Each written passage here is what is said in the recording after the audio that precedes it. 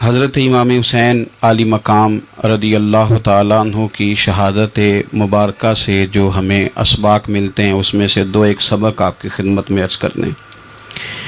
پہلے تو یہ یاد رکھ لیں کہ اللہ تعالیٰ نے اپنے محبوب کریم علیہ السلام کی زبان سے ہمیں یہ پیغام دیا ہے کہ تم مجھے یہ کہو کہ اے اللہ، ہماری نماز، ہماری قربانیاں، ہمارا جینا اور ہمارا مرنا یہ سب اس رب کے لیے ہے جو تمام جہانوں کو پالنے والا ہے۔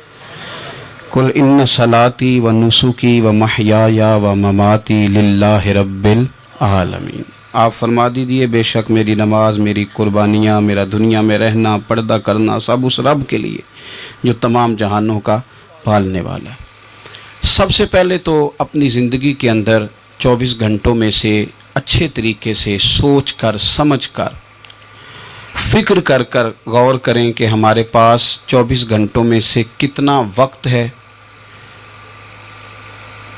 جو ہم نے صرف اس لیے صرف کیا ہے کہ ہمارا دین کچھ تھوڑا سا آگے بڑھ جائے اور دین کے لیے ہم کچھ اپنے آپ کو پیش کر سکیں۔ اپنے وقت کا تعین کریں، اس کے بعد پھر اپنا جتنا مال اللہ نے دیا ہے اس مال میں سے آپ دیکھیں کہ ہم کیا اس میں سے اتنا کچھ نکال رہے ہیں جو تھوڑا بہت ہمارے مذہب کے لیے، دین کے مشن کے لیے کام آ جائے۔ کچھ نہ کچھ آپ باعث بنے دین پھیلانے کا۔ رسول کریم صلی اللہ علیہ وسلم نے اس ڈیوٹی کو اس رنگ میں بیان کیا ہے۔ حضور نے فرمایا کہ بلغوا عنی ولو آیا، ایک آیت تم تک پہنچ گئی ہے، اب میں تمہاری ڈیوٹی لگا رہا ہوں کہ تم نے اس آیت کو آگے پہنچانا ہے۔ صحابہ اگر ابلاغ دین نہ کرتے، تبلیغ نہ کرتے، اپنے پاس چیزیں رکھتے تو ہم تک دین پہنچتا نہ۔ انہوں نے بڑی ذمہ داری کے ساتھ، روایت حدیث کا معاملہ ہو یا حفظ دین کا، بڑی ذمہ داری کے ساتھ پھر ہمارے محدثین نے محنت کی اور کتابیں جمع کر کے ترتیب دے کے ہم تک پہنچائیں۔ ہماری یہ ذمہ داری ہے کہ ہم خیر کی بات آگے پہنچائیں، خیر کی بات۔ ہمیں بڑی مثالیں آتی ہیں، بڑی ساری چیزیں ہمارے پاس ہوتی ہیں، بڑا کچھ ہم کہہ سکتے ہیں، بڑی ہمیں کہانیاں یاد ہوتی ہیں، تو یہ تو ہمیں الجھا دے گا یہ سارا معاملہ۔ کیا یہ اچھا ہو کہ ہم جمعے والے دن اپنے خطیب صاحب سے جو حدیث سنتے ہیں اسے اچھے طریقے سے ذہن میں بٹھائیں اور پھر پورا ہفتہ گھر کے اندر، بازار کے اندر، گلی کے اندر، دوستوں میں، بچوں میں جب بھی بیٹھیں تو اپنی بات مدینے والے رسول کی بات سے شروع کریں، اور آپ کو ذائقہ اتنا ملے گا کہ کسی نے حضرت ابو ہریرہ رضی اللہ تعالیٰ عنہ سے پوچھا تھا کہ آپ کو کیا شہد لگا ہوا ہے کہ ہر وقت لوگ آپ کے گرد بیٹھے رہتے ہیں، ہر وقت مجمع ہی رہتا ہے؟ کچھ لوگ ہوتے ہیں نا جی، وہ بیٹھ جائیں تو محفل ہو جاتی ہے، چلنے لگیں تو جلوس ہو جاتا ہے۔ کچھ لوگ ہوتے ہیں، تو کہا حضرت آپ کون سا شہد ہے؟ تو حضرت ابو ہریرہ فرمانے لگے شہد میاں کوئی بھی نہیں، میں نہ کسی کو اپنی بتاتا ہوں، نہ باپ دادا کی بتاتا ہوں، نہ برادری قبیلے کی بتاتا ہوں، میں تو جس کو بھی بتاتا ہوں محمد عربی کی بات ہی بتاتا ہوں۔ تو بس یہ آپ سمجھ لیں کہ میری بات بن گئی ہے تیری بات کرتے کرتے۔ تو ایک یہ بات آپ نے ذہن میں رکھنی۔ دوسرا پیغام میرا آپ کے لیے یہ ہے آج کی اس خوبصورت بزم میں کہ دین اور دیندار لوگ ایک نیکی کریں کہ وہ لوگوں کے دلوں میں اگر دین کی محبت نہیں بھر سکتے تو کم از کم نفرت تو نہ بھریں۔ اب تو یقین کریں کہ تکلیف روز بروز بڑھتی چلی جا رہی ہے۔ یوں لگتا ہے کہ دین دنیا میں صرف بحث کرنے کے لیے آیا، لڑائیاں ہی لڑائیاں، مناظرے ہی مناظرے، بحث ہی بحث۔ کیا شکل دکھا رہے ہیں ہم لوگوں کو مذہب کی کہ اس میں صرف بحث ہے، لڑائی ہے۔ نبی پاک صلی اللہ تعالی علیہ وسلم کم ناراض ہوتے تھے، لیکن مسلم شریف میں حدیث ہے، کچھ لوگوں نے شکایت لگائی کہ یا رسول اللہ صلی اللہ علیہ وسلم ہماری مسجد کا امام لمبی نماز پڑھاتا ہے، کوئی اتنا قابل تعزیر جرم تو نہیں تھا، نماز لمبی پڑھاتا ہے۔ تو مسلم شریف میں ہے کہ اللہ کے محبوب صلی اللہ تعالی علیہ وسلم غضبناک ہوئے، اور لفظ کیا ہے؟ حضور فرمانے لگے میں لوگوں کو دین کے قریب کرتا ہوں، تو دور کرتا ہے۔ فرمایا خود پڑھنی ہو تو جتنی مرضی لمبی پڑھنا، لیکن لوگوں کو مختصر نماز پڑھا تاکہ وہ دین کے قریب آئیں۔ حضور مفتی اعظم عالم اسلام شہزادہ اعلیٰ حضرت शेख मुस्तफ़ा रज़ा खान साहब रहमतुल्लाह अलैह, हमारे दादा मुर्शद, आपके ख़िलाफ़ कुछ लोगों ने किताब लिखी और बरेली शरीफ के उर्स में वो किताब बांटी गई। 24 सफ़र को उलमा की वहाँ मीटिंग होती है और हज़ारों उलमा उसमें, रासिखुल इल्म लोग वहाँ मौजूद होते हैं, रासिखुल अकीदा। हुज़ूर मुफ्ती आज़म ने वो किताब सामने रखी और किताब सामने रख के उलमा से कहा कि ये शरई एतराज़ है मुझ पर और ये उसका जवाब है, ये शरई एतराज़ है, ये उसका जवाब है, ये शरई एतराज़ है, ये उसका जवाब। जो शरई एतराज़ थे उनके जवाबात दे दिए। फरमाया कुछ इन्होंने ना इखलाकी एतराज़ात किए हैं, तो मैं किसी की ज़ात पर उतर कर बात नहीं करना चाहता। कुछ इन्होंने ज़ाती एतराज़ात किए हैं और जो मुहज़्ज़ब कौमें होती हैं वो किसी शख्स की शख्सियत पर उतर कर, नीचे उतर कर बात नहीं करती। तो ये शरई एतराज़ात थे, ये जवाब है। तो उलमा ने पूछा कि हज़रत ये किताब कब छपेगी? तो आप फरमाने लगी छपेगी कोई नहीं। ये कहा हुज़ूर ने आपके ख़िलाफ़ लिखा है तो आप कहते हैं छपेगी नहीं, आपको भी तो छापनी चाहिए। तो आप फरमाने लगे यार जी उन्होंने लिखा है तो कुछ बंदे ना इस किताब की वजह से मुझसे कट के उनसे जुड़ गए। तो अब जब उनका ज़हन मुझसे कटा है, किसी और की तरफ जुड़ा है, तो अब मैं जवाब लिखूंगा तो वहाँ से भी कट जाएंगे, तो फिर मुंतशिर हो जाएगा उनका जहन, हो सकता है किसी गुमराही की जानिब चले जाएं। तो चलो मेरी एक ज़ात हदफ तनकीद बनी है तो कोई हर्ज नहीं। मैं नहीं चाहता कि मेरी वजह से कुछ लोगों का ज़हनी नुकसान हो। मैं लोगों को मुस्तफ़ा के दीन का प्यार देना चाहता हूँ, दीन से बेजार नहीं करना चाहता। मेहरबानी फरमाएं। मैंने जुमे में भी यूं दोनों हाथ बांध के कहा था, तकरीर करने वालों, नकाबत करने वालों, बस करो। आप अपनी तकरीर चमकाने के लिए कौम को तकसीम कर देते हो। हक की बात के इजहार का माना लड़ाई तो नहीं होता। हमारे जितने बुजुर्ग थे वो सारे हक की बातें करते रहे, लेकिन इतना इंतशार, इस कदर ज्यादा जो है वो तानाजनी, इस कदर ज्यादा खौफ का मेयार।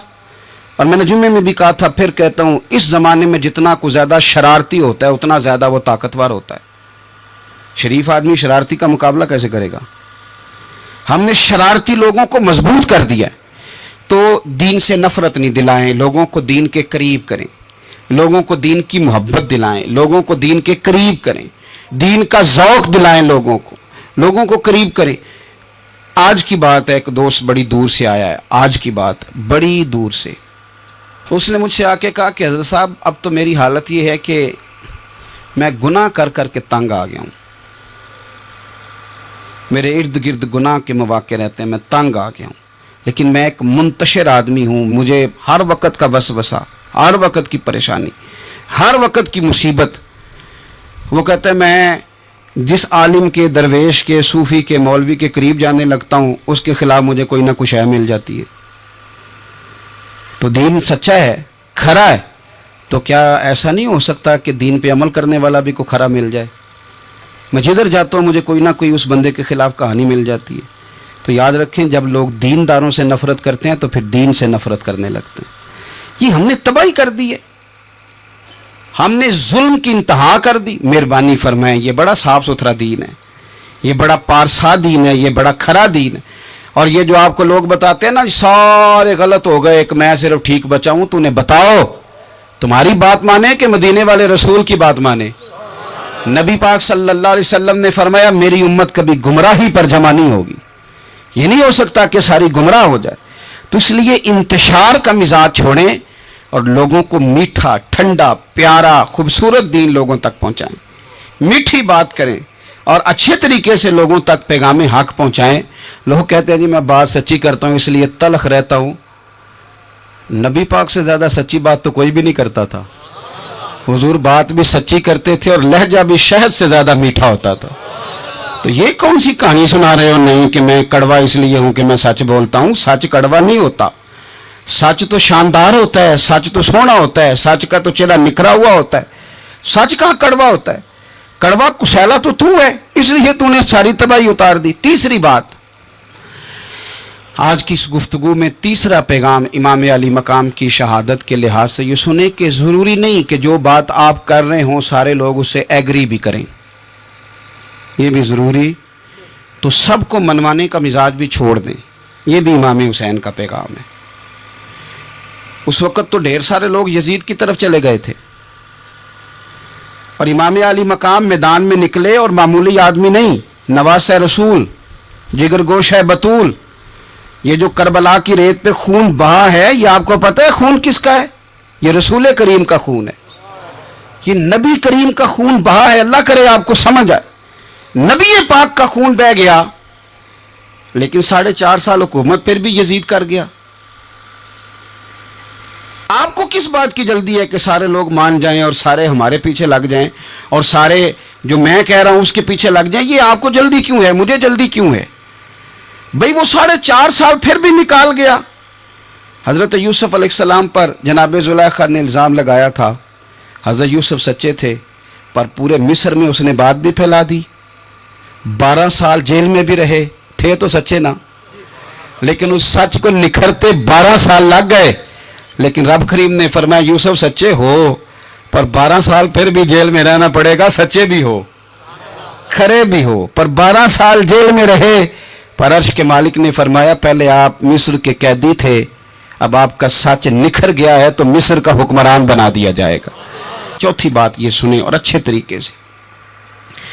ہمارے ہاں نا ہماری محفل رہ گئی ہے، تنہائی ختم ہو گئی ہے. تھوڑا تنہائی میں رہنا بھی شروع کریں. تنہائی میں کس طرح رہنا ہے؟ مصلی کے ساتھ، عبادت کے ساتھ، درد کے ساتھ، سوز کے ساتھ، یعنی ذوق کے ساتھ. کوئی نعت چلا لیں آپ اور آپ ہوں، کلام ہو اور مدینے والے رسول کی یاد ہو. بے آباد نہ رکھیں، اپنے دل کو آباد رکھیں. یہ تھوڑی بہت مل کے عبادت ہے تو کر لیں، ورنہ اکیلے بھی ہم پلاننگ ہی کرتے رہتے ہیں، دوستوں میں بھی سازشی کرتے رہتے ہیں. دفع کریں، سیاستیں ہوتی رہتی ہیں، یہ کب جان چھوڑتی ہیں. لیکن کچھ نہ کچھ وقت مصلی کو ضرور دیں. 9-10 محرم کی درمیانی رات عمر بن سعد امام علی مقام کے خیمے میں آیا اور آ کے کہنے لگا حسین باتیں 2 ہی ہیں. اب یزید اور عبید اللہ ابن زیاد اور دیگر کوئی اور بات سننے کو تیار نہیں ہوتے. 2 ہی باتیں ہیں، یا آپ کو بیعت کرنی ہے یا جنگ کرنی ہے. تو امام علی مقام فرمانے لگے کہ مجھے 1 رات کی مہلت دے دو. 1 رات کی مہلت، سویرے بتاؤں گا کیا کرنا ہے. 9-10 کی درمیانی رات عمر بن سعد نے کہا ٹھیک ہے میں سویرے آ جاؤں گا.